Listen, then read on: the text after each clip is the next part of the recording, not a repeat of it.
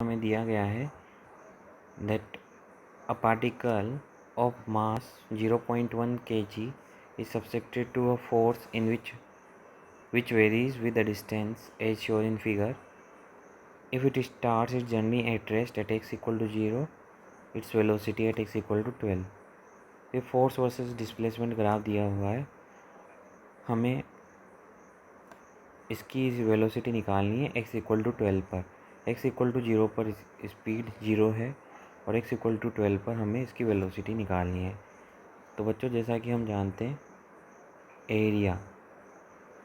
Area under force displacement graph क्या होता है? Work done by force.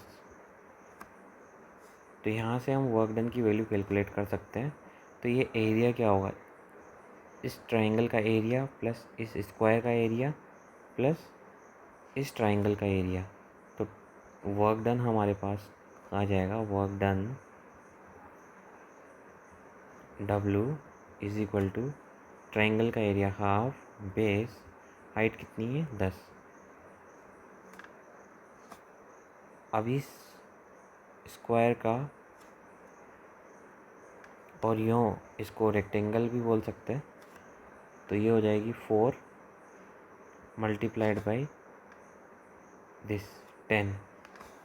This is 10 और ये है हमारे पास 4 मीटर्स प्लस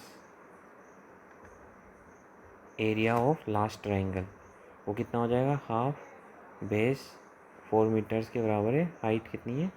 10। तो अगर हम इसको कैलकुलेट करें तो ये हमारे पास हो गया total 80 joules work done, 80 joules.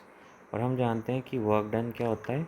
Change in kinetic energy, final kinetic energy minus initial kinetic energy. तो यहाँ पे x इक्वल टू 0 पे ये रेस्ट पर है, तो इनिशियल काइनेटिक एनर्जी क्या हो जाएगी? 0। So 80 is equal to half mass into v square is equal to -0।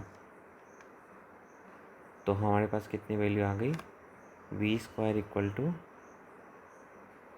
1600। तो v की वैल्यू आ गई हमारे पास 40 मीटर पर सेकेंड। तो बच्चों, कौन सा आंसर करेक्ट होगा? Answer will be option D. Thank you.